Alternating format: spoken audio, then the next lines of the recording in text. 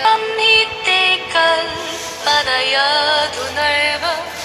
पञ्चात्मकं देहमिदं न तेऽस्ति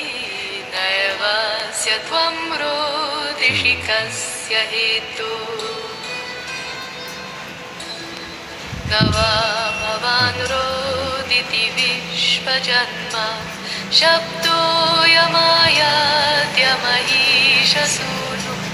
विकल्प्यमाना विविधैर्गुणैस्ते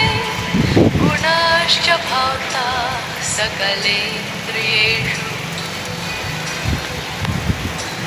भूतानि भूतैः परिदुर्बलानि वृद्धिं समायान्ति यथेह पुंसः अन्नापपानादिभिरेव तस्मात् न तेऽस्ति वृद्धिर्न च तेऽस्ति हानिः त्वं